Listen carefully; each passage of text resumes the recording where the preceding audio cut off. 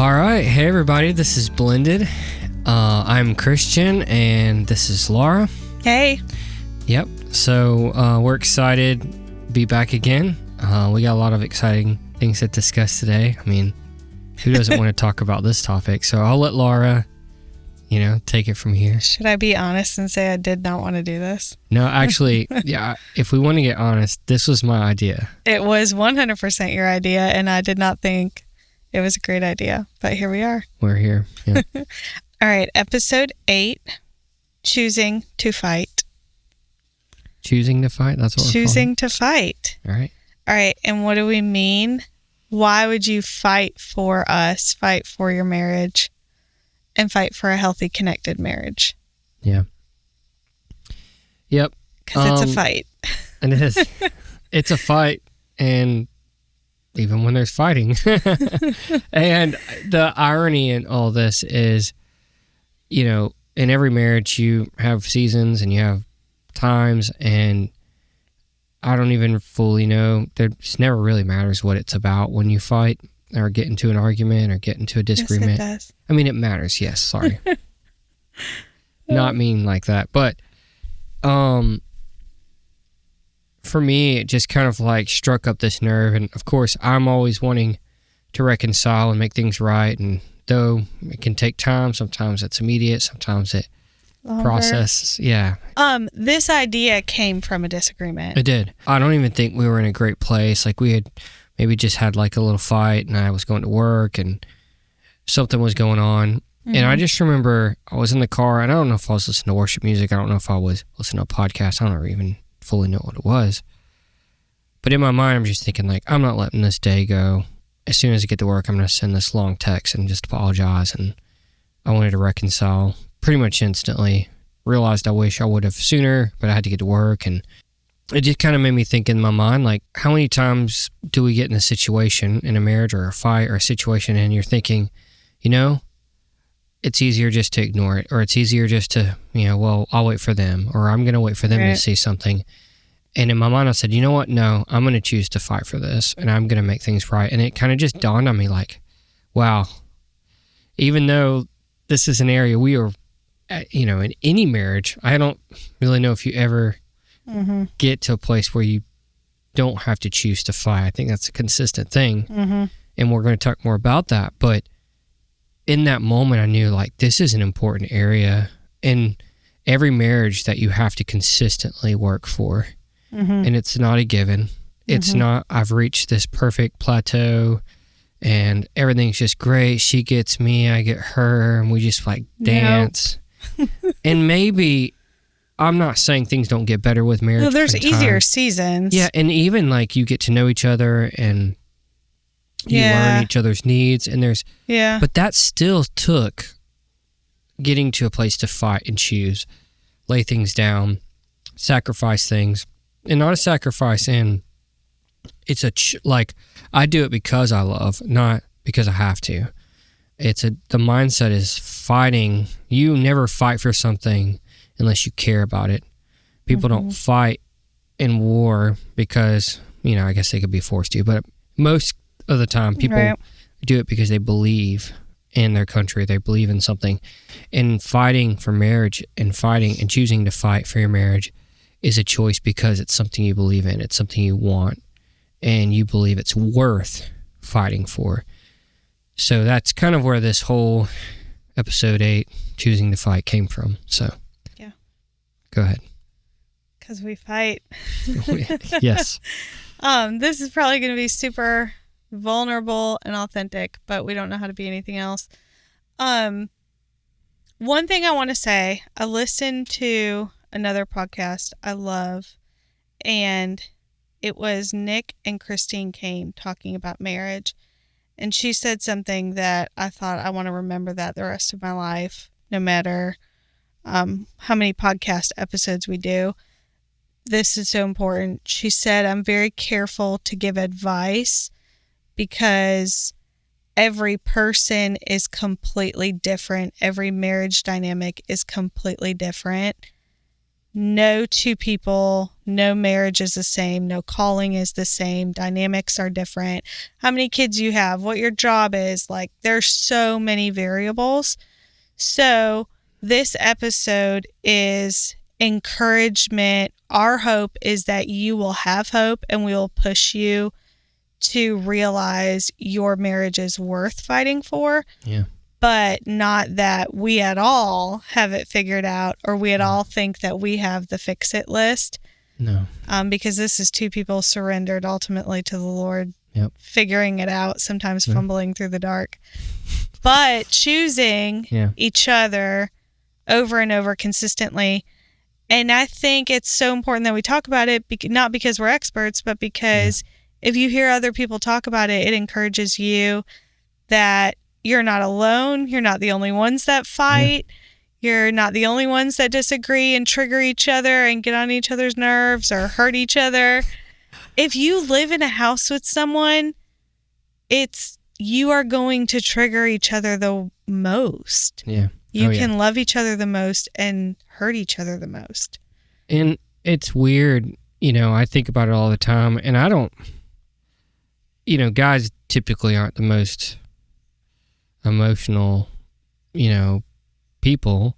Typically, some are. So, no, yeah, and this isn't, if you are, it's fine, but I can be, is what I'm saying. Yeah, and true. I think it's so weird. I get moody sometimes. I come home and I'm stressed, and I don't even realize I'm stressed, Mm-hmm.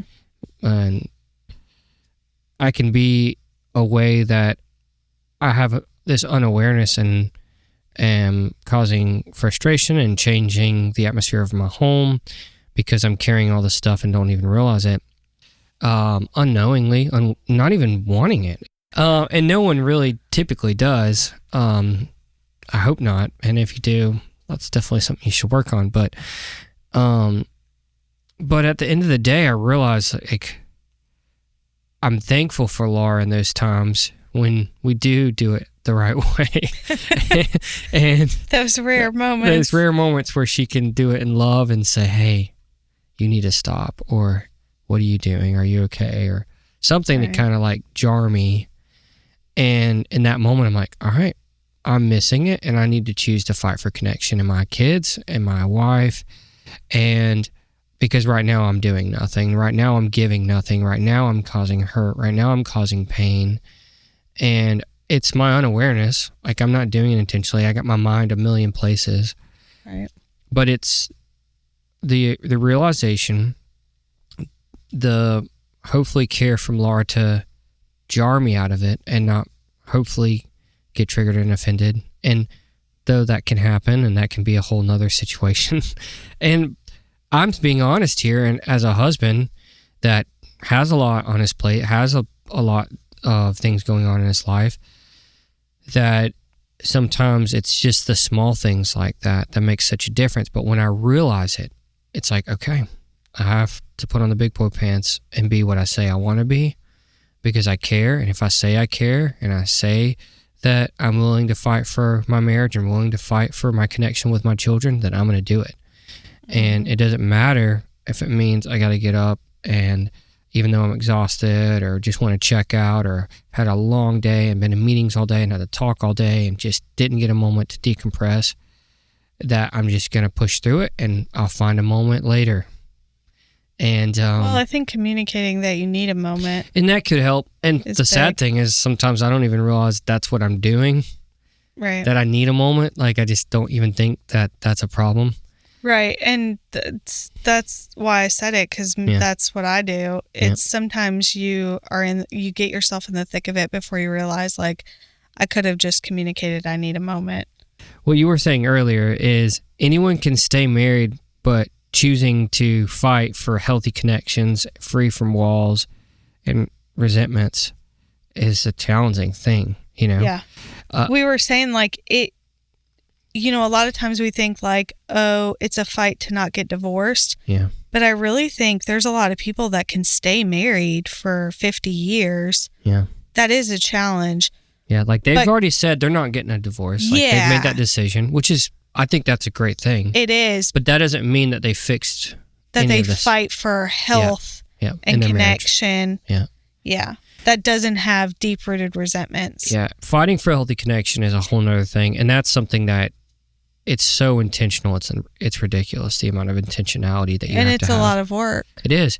Because naturally, I could say, all right, anytime I bring up, I don't know if there's a great example I could probably just pull up, but I could kind of think something like, okay, maybe there's a sore subject in our marriage that may cause strife anytime it's brought up. Or if I make a joke and it teeters on this area in our marriage, or maybe personal. Yeah. That just either triggers you or triggers me. Mm-hmm.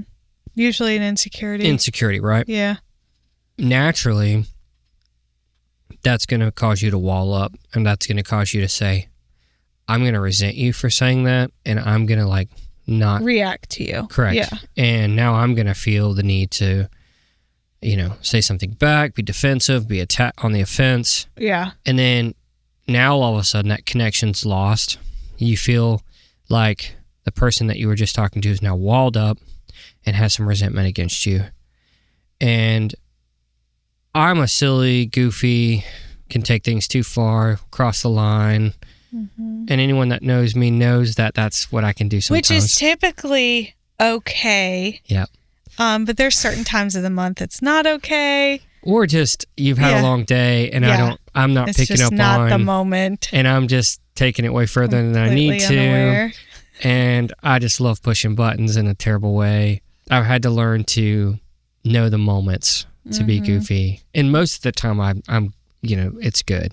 Mm-hmm. But there's the occasion where I can go too far and maybe hurt Laura in a way that causes her to wall up or causes resentment to build in her heart toward me.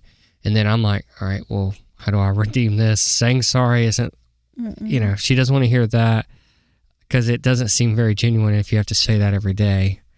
And I have to say it more than I'd like to admit. You say it more than I do.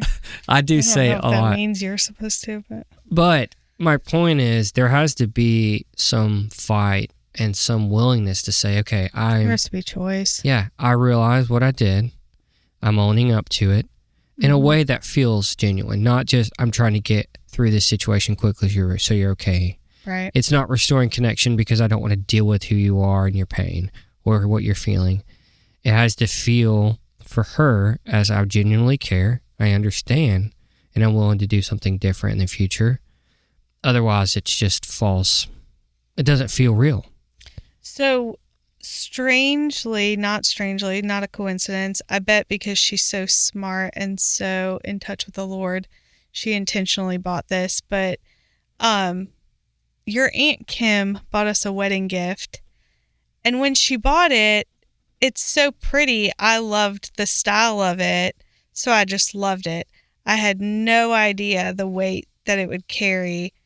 So she got us a Smallwoods sign for above our bed. It's real big, it's real pretty, and it's black and white, so I just loved it because it matched our house. But it says, I choose you. It's a long saying. It says, I choose you, and I will continue to choose you every day without hesitation. Mm-hmm. It's above our bed. It's above our bed. That's the best part. I know, and she's so in touch with the Lord, I guarantee she intentionally did that. But I had zero idea that I would have to stare at that when I was mad at you all the time. And thanks, Aunt Kim. I know. And when I didn't want to choose this, so just I don't know, we'll just get super vulnerable. Like, I'm Italian, I have emotions, and I usually say what I'm feeling and thinking. Yep. And I've had to learn, you can't just say it all in the tone I want to say it in. But I don't know how to stuff it in. Yeah. Maybe I can for a small amount of time, but it's eventually going to come out. It does. Yeah. Anyways, I had no idea when we were so in love when we built this house. We're still so in love, but when it was when fresh. We were. I know. I'm like, we may want to correct this right here. When it was super fresh and you hadn't, we hadn't lived together you hadn't triggered my deepest insecurities and fears, just because that's what happens in a marriage. Yeah. God's intentional in putting us in marriage because he knows what you need. Mm-hmm. And that's not just the things that you need to make you happy. It's the things you need to make you better. Mm-hmm. So I had no idea that I would have to actually have many days where my emotions and my flesh did not want to choose to talk to you instead of run. Because I had lived a long life of running from trauma, running from pain. If it got uncomfortable and it hurt, I ran. I've thought a lot about a healthy marriage. The kind of marriage that people say that they want is choosing when you absolutely everything in you does not want to. Yeah. And it doesn't mean you don't love the person deeply. You're just hurt. Yeah. Yes. Yeah. And also, it's really sometimes not even about the other person. It's about facing your own pain, your own insecurity, your own pride, your own shortcomings, like your weaknesses, dealing with those. Who wants to do that? Yeah. But to have healthy connection, that's what you have to do. Yeah. I thought that we should say that, like our personality types. So I'm passionate. Yeah, that's I don't want to say emotional, but I feel deeply. You do. I don't want to downplay anything that has to do with emotions because it does matter. I think they're valid. A lot of times people think, oh, they're just emotional, and they downplay people, but that's part of who they are. They feel and sense things others don't. Yeah. And that's an important aspect. And there's more compassion normally. There's normally more burdens carried for others, where some people that don't carry that type of emotion can be just unaware. And that can be me at times where I'm so unaware. As I say yours. Yeah. I tend to want to talk a lot. Yep. All right. And am louder. Yeah. You said you were Italian. So it's just loud. Very vocal and very loud. Vocal, yeah. I don't know how to not be. But you're the opposite of that. Yeah. Complete opposite. I can be goofy and loud in that way, like just. But not if there's disagreement. Yeah. And another way to even describe us is, all right, mornings, Laura's not a morning person. She's super. I love to be up in the morning, and I am productive in the morning, but I do not want to talk. You don't want to talk. You need your coffee before anything. Yes. You don't want to do anything like physically straining. You just want to kind of relax and get woke up. Where I'm the kind of person, my alarm could go off at any moment of the night, 3, 4, 5 a.m. I can get out of bed in half a second, and I can immediately be going. I don't need coffee yet. I could brush my teeth. I could work out. I could do whatever I need to do. I'm just wide awake. It didn't matter if I got 2 hours of sleep, 3 hours of sleep. It makes no sense to my physical brain. And I can drink my coffee for 2 hours because normally that's what tends to happen for some crazy reason. And I'm fine. Like, I don't need that. And if that just shows the differences in us. In our personalities. But you also tend to be not as vocal. Like, I'll outwardly process, and in those moments I'm a verbal processor. But internally in those moments, you do not. Yeah, and I think that's just like the love language thing, or maybe even just more of the personality. We took this, I don't even remember what it was called, but it was something to do with like what you require.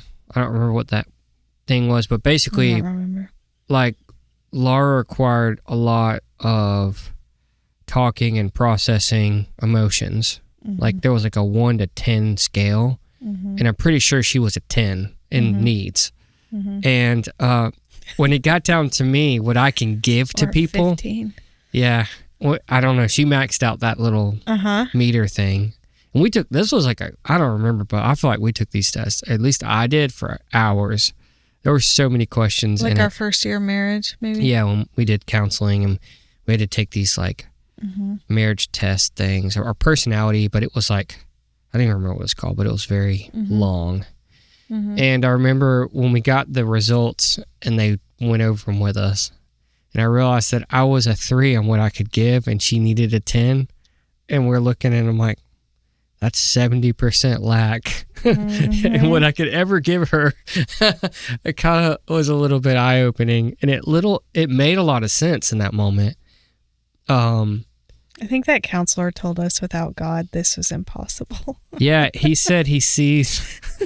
It was actually not a great start to marriage to hear that, because we knew there was some things off. We weren't really sure how to distinguish what it was. Like, I'm like, I care about her. I talk to her, I'm like, all these things. And then he's just like, oh no, it's not even that. Like, you got to understand there's like foundationally differences between y'all. We're wired different. We're wired different. And that's what we had to be aware of, that and realize that there's going to be areas that we can't rely on. Yes, we can rely on each other, but there are areas that we have to rely on the Lord and the Holy Spirit to fill the gaps. And if we don't, we probably are going to be dissatisfied with each other in a lot of ways. We do believe God put us together. I know maybe practically on a piece of paper, our personalities don't match up in a way that are super compatible in the sense of, if you took a test and they said, well, that's going to be an issue right there. You're never going to satisfy what she wants from you. And it's kind of like, well, that's overwhelming to think about. But that doesn't matter because I don't have to. I'm going to be there for her in every way, and I'm going to do my best to satisfy those areas. But at the end of the day, she doesn't need all that from me if we're both seeking the Lord in those areas. Yeah. And that's a realization, and that's a fight, because I can't be all of a sudden wired this way and then unwire myself and rewire myself to a new Christian that can somehow fulfill all the needs of Laura. That that would be an ask that I don't know if is possible, and maybe I could do it for 2 days, but could I consistently rewire myself, Right. And I don't think that's realistic. No.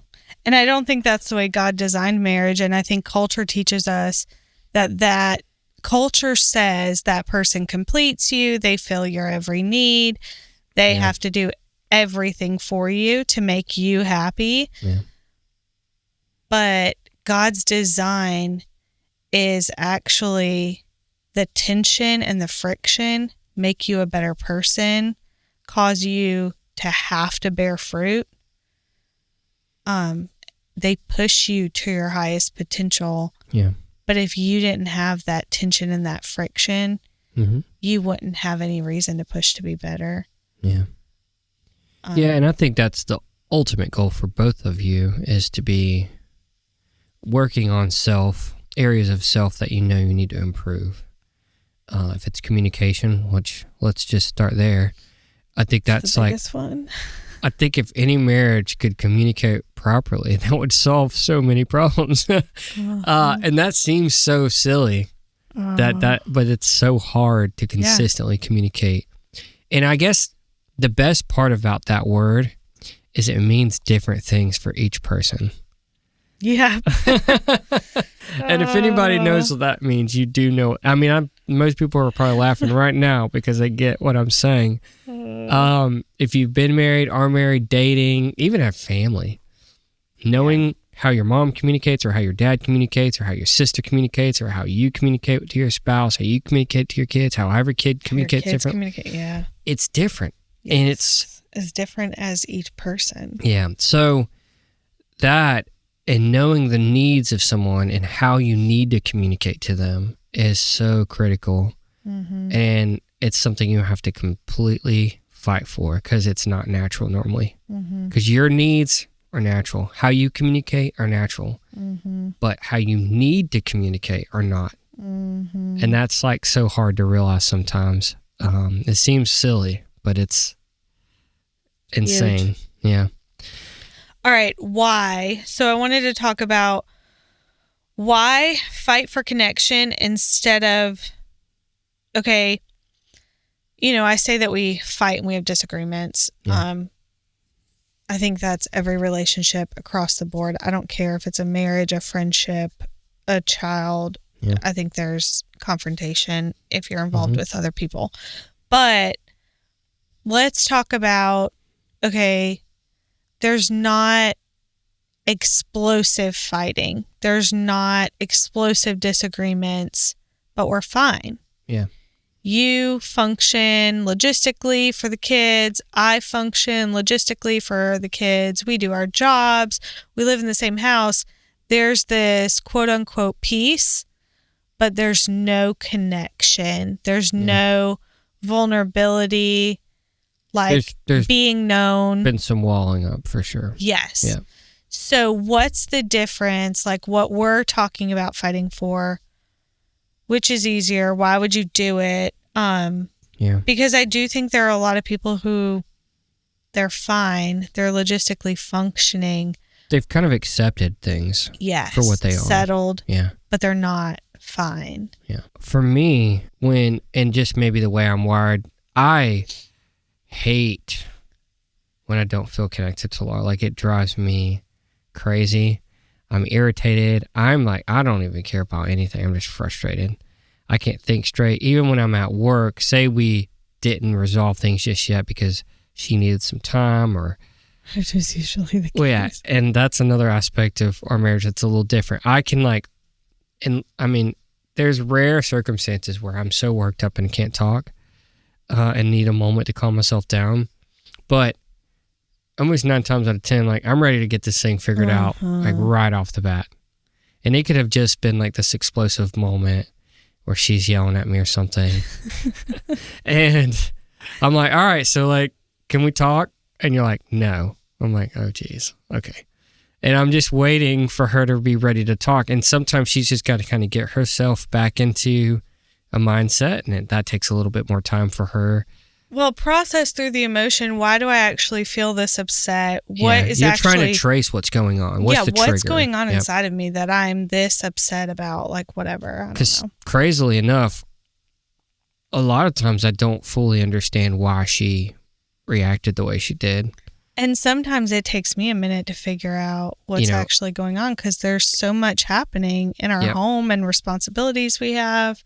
And it could have been like, I said something, I'm like, well, yeah, that I shouldn't have said that. But this reaction doesn't seem to fit what I did. But then I'm not realizing that this is not just that situation. This is a building of things that have created kind of a swirl.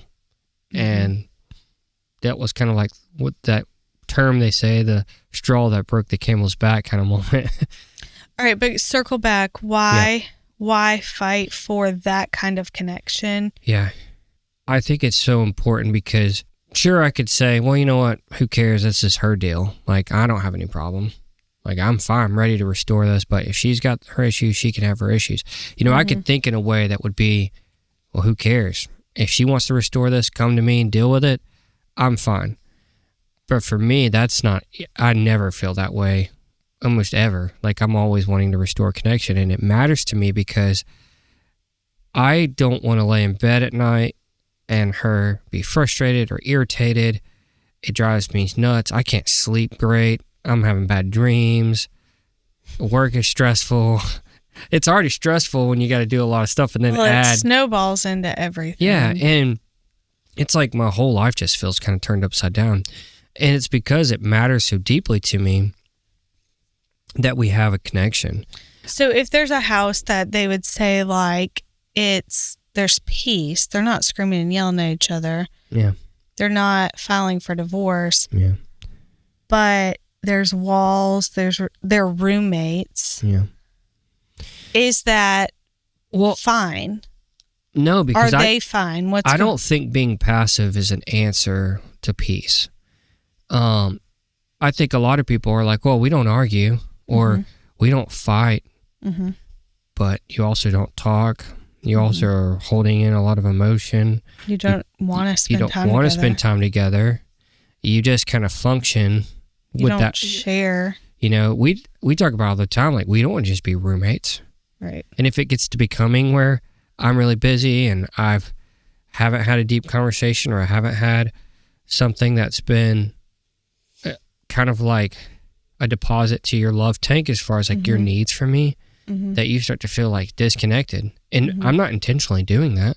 It's a busy season. We had, a lot of events or kids activities, and hasn't been a night where we went to bed early and it's been late, and so there hasn't been time, or we haven't had a date night in a week or and a half or 2 weeks or 3 weeks, and these stretches just go longer and longer, and you feel more and more disconnected. It's not in one day; it's over time. And you could say, well, I'm not doing that on purpose. What's your deal? But I could say, or I could look at it and say, okay, this is valid. I guess we haven't had that conversation. And then I could try to restore some things and be there. But I think so many times people get into this thing where connection doesn't really matter. They just get their needs met, or whatever that looks like, in other ways, through other people. They have friends they have their deep conversations with. They don't talk to their spouse that way. They have their people that they reach out to. And, we even had seasons where there were areas that we didn't know how to navigate together yet. And it took us time to build trust and to feel safe, because maybe for you, there wasn't always that safety. And trusting someone in that area took time. It's not a guarantee. And that's choosing to fight for that connection, knowing it needs to be that way, but it's a process. Right. And I'm not saying any of this stuff is just like, oh, hey, fight for connection, it's all just going to work perfectly. No, it's a continual battle. Like, you don't want a war in 5 seconds. I mean, wars take forever and years and years and years. And I'm not saying marriage is a war, but I'm saying it's a fight. Sometimes. To bring hope to it. Yeah. What's the fruit of it? Yeah. Like, as you're talking, I'm thinking like, okay, I feel like when we're not connected, I'm like plugged up. There's no clarity, like in my job, in my friendships, in my parenting. Like, I'm not like clear and flowing, like healthily. So I'm snappy with the kids, or there's anything. Yeah, I mean, you're irritable. Yeah. You're not, at a place to where you feel at peace. And internally, mentally, physically, it kind of affects all the areas of your life. Everything. And the irony of it is a lot of times, I'll ask you, and this is a lot of people, I can be this way. You're like, hey, what's wrong? And what's that? I know what you're going to say. What does everyone say when they fine. don't? There you go. Everyone just says they're fine. Hey, are you okay? I'm fine. I'm not. But I mean, that's just like a Hollywood moment. Like, you could be at work and this person is boxed up and you're like, there's something wrong with them. You're like, hey, are you okay? Yeah, I'm fine. I'm fine. So the lie that we tell ourselves is that we're fine. Yeah. Because we don't want to deal with what the other lie is. This is too painful to do. Yeah. But the other side of that, when you do choose connection and you do choose... Well, let's talk about what that quote-unquote being fine, how it affects you.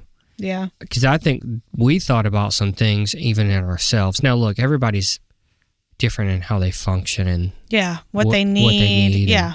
I'm not trying to box in every marriage into what we deal with, but... No. It should be like, oh my gosh, they're speaking to me, and they may be like, oh, some of it is, and that's okay. You're going to have to figure that out for yourself. But, hey, you know what? I don't want to argue. I don't want to deal with it. I'm fine. Whatever. And you just think you don't need that connection. I think it affects you personality-wise. I know for me, it affects me personality-wise. I'm not the same happy. I'm a little bit more critical. I'm a little bit more, I kind of actually turn into more of a perfectionist in that moment because I'm most trying to find more satisfaction in what I can do right, because I don't feel like things are right in my life, in my marriage. I don't have connection. So I'm going to search for perfection in my work, in what I can do with my hands. You become more numb. You're less compassionate toward things. Someone could say, oh, I'm going through a hard time. Like, yeah, guess what? I am too, Joe. So you're fine. You know what I mean? You think that way. And that's kind of messed up. Like, it's real though. But you think that's fine because guess what? You are dealing with junk and they are too. So who cares? So that's like less compassion. And then the last thing and I think this is like a big one, is people just shut down emotionally. They don't show emotion. They don't look happy. They don't cry. They have nothing. Like, they just look like the shell of who they are.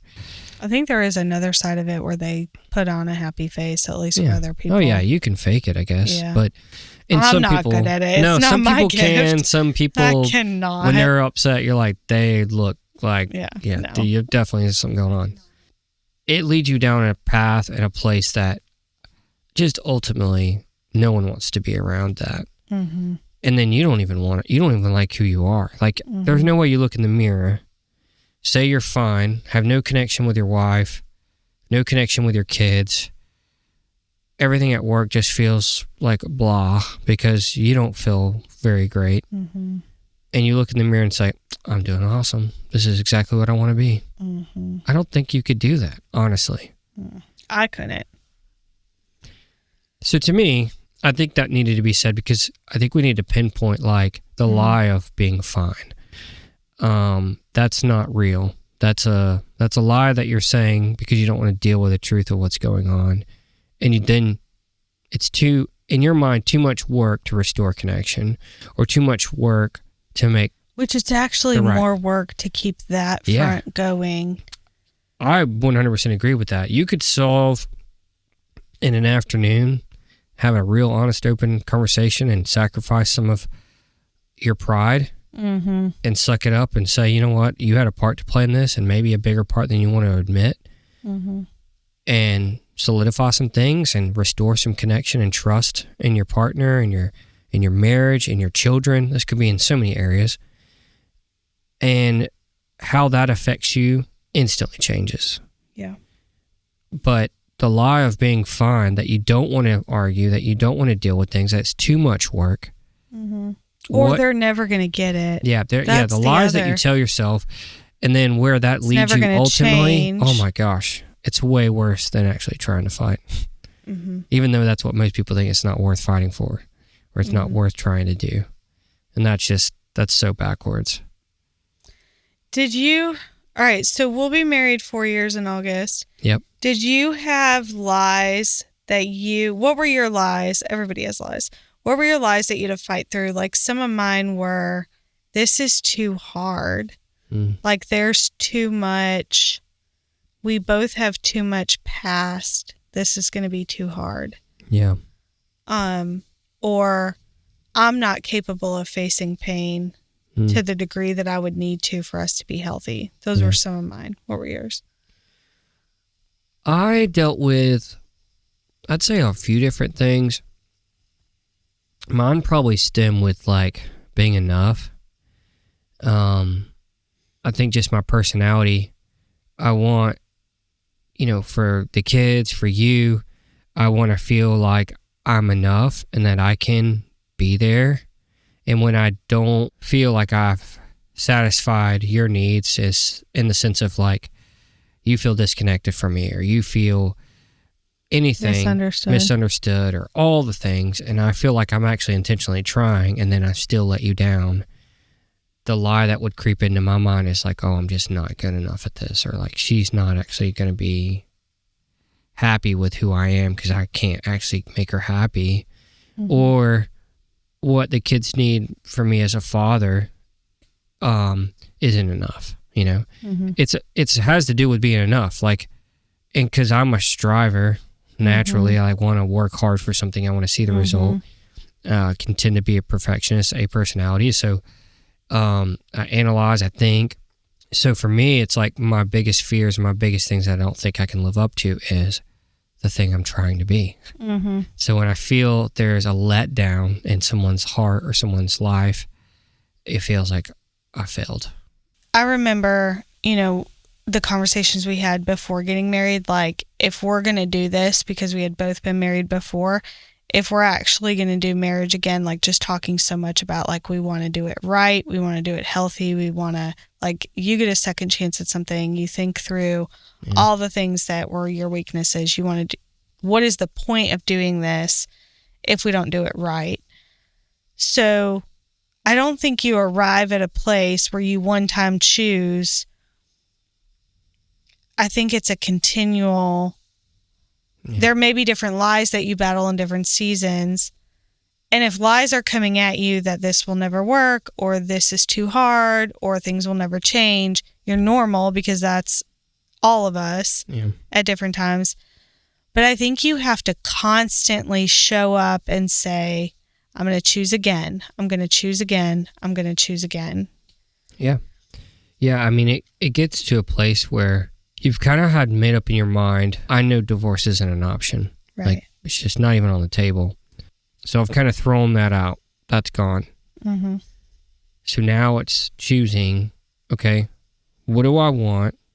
You have to want something, first of all, because you're not going to fight for something unless you want something, unless you believe in something, unless you care about something. Where does that come from?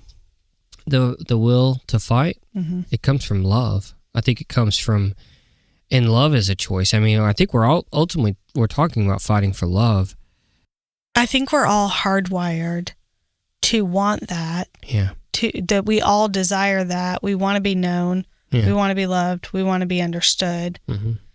It's just your ability to admit it, that it's there. The truth is, you have to kind of almost be okay that you're going to get hurt.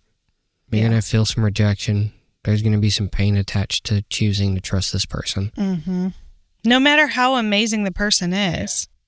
Yeah, I mean, I would say choosing to be vulnerable is definitely a choice. I've had to learn in a lot of ways how to communicate, and how I originally chose to communicate wasn't always the best option. But I definitely learned, probably through more trial and error than I'd like to admit, that I've had to learn to communicate in a way that is what Laura needs, and not just what I need when someone communicates with me, because it's so much different how she receives something compared to how I hear it, or how you hear it. Yep, and it's something that you learn. It's something that you fight for, that you choose. Because I could just be like, you know what, she's not getting this. I'm being very clear right now, and you're probably thinking, why are you communicating so vaguely or not clearly, and I'm just almost dumbfounded that you don't understand what I'm saying. And that's happened. But at the same time, it's kind of taught me, okay, why, all right, this isn't working. What does she need? And it brings up, either I have to ask her or she tells me. Normally she tells me because I'm just missing it early on for sure. But it makes such a huge difference to actually know what it takes for you to communicate with your spouse, with your wife, or your kids, what they need. We have kids. And where they hear what you're saying and not what you think you're saying. Correct, yeah. And I mean, I'll tell you, even with all of our kids, the way I have to communicate with each one of them, oh my gosh, it's so different. Mm-hmm. I may be able to just say this to one, but one, I have to like get them to look me in the eyes and say, all right, do you hear what I'm saying? Do you know what I just said? And if they can't repeat it, I know like I just wasted my breath, because they require some eye contact. It's that selective hearing, I guess they say we can have. And I had that as a kid, so I can't even say anything. My mom probably dealt with a lot of situations with that. But at the same time, like with all that being said, I mean, it takes a lot of intentionality, but it's definitely worth it. I mean, it's so worth it. And each decision that you make brings you more progress in that area. So it's like, if you continually, all right, I'm going to do this. I'm going to learn to communicate differently. I'm going to learn to talk in a way that I normally don't talk. What comes with that communication barrier that was there is now there's a bridge, you're starting to feel as if you're communicating, and it's bringing progress to your marriage and to your relationships. And it's worth that intentionality and making those decisions to do things you normally wouldn't do, or communicate in ways you normally wouldn't communicate, to get you there. Yeah. I think the biggest thing that we have to know is, if we don't choose to do this, we're not going to fulfill our purpose and our mission of our marriages. We won't, at the end of our days, we won't accomplish our mission. Every marriage has a purpose, has a mission, and the Lord has something He wants to do and accomplish in the earth through your marriage. And ultimately, if we choose this intentionality and this vulnerability, then those things get fulfilled, or they don't, if we don't choose to keep working at it. Yeah. No, I definitely agree. All right. So what about you? What have you learned in the last 4 years of our marriage? Well, I've learned lots of things through error, doing it wrong and then learning to do it right. But not running, that running is terrible. And actually learning how to like communicate and take time to evaluate, why did I just react that way? Like giving myself time. I've learned to give myself time to process, like, why did I just react that way? What am I actually feeling? What's actually going on? And realizing that that takes me a minute, that I usually need to like step back for a second and take some time to press into like what's actually going on. And we have to be working on ourselves individually, because if we're not healthy individually, emotionally, spiritually, we can't show up for each other and expect a healthy marriage. Yeah. So I think I've learned to continually really press in and work on the areas that are coming up that need health. And that if we're both individually healthy, that will come together and make our marriage healthy. Yeah. No, and I would definitely say, like, the healthier that we've gotten, the healthier the kids are getting. Yeah. Like, and it's only because we're choosing to work on things that create a healthier marriage, that create healthier communication, and that's just getting replicated in our children. They're learning these things. They're seeing these things. Yeah. And it's, you know, we oftentimes just sit there and think, well, man, my kids are this, my kids are that, and I have all these issues. And you're so focused on raising your kids that all the unhealth in your marriage isn't getting worked on. All the communication in your marriage isn't getting worked on. And you're wondering why it's not working in your kids. And if you would just stop for a second and focus on your marriage and focus on communicating and focus on getting healthy in certain areas, you would see that start to spill over into your family. Yeah, that other stuff will get worked out. Now, it takes time and it's a process. For and sure. Of course, you know, like we said at the beginning, every single relationship is different. Every personality is different. Every kid's got different personalities. So this isn't just an apply all method, but at the end of the day, if you're choosing and fighting toward a healthier marriage or a healthier family or a healthier communication, it's going to produce better fruit in your family or in your home. Yes. Yeah. Well, I think that pretty much wraps up a lot of what we went over. I know it was a long episode of a lot of fun topics and, of course, not easy topics to talk about. But at the same time, I really hope everyone feels encouraged to fight for their marriage, to continually get up every day and make good decisions that are going to get you healthier in your marriage, get you healthier in your relationships with your kids, with your friends, with your family. It's a choice. It's a decision. It's an intentionality. Yeah. And please stay encouraged to keep going. Don't give up. Just keep fighting. Yeah. Even if you've done it wrong, I think that's the biggest thing, is that there's always an opportunity to do it right. That's right. And to learn from what's happened. All right, y'all. Thanks for listening. Don't forget that you can follow us on Instagram at blended_podcast. We'd love for y'all to follow along our content there and on all the different podcast platforms that you listen to. Don't forget to comment and like and share these episodes with people that you feel need to hear them. We'd love to hear what you think about them and hear your feedback. Thanks so much. Yeah. See y'all.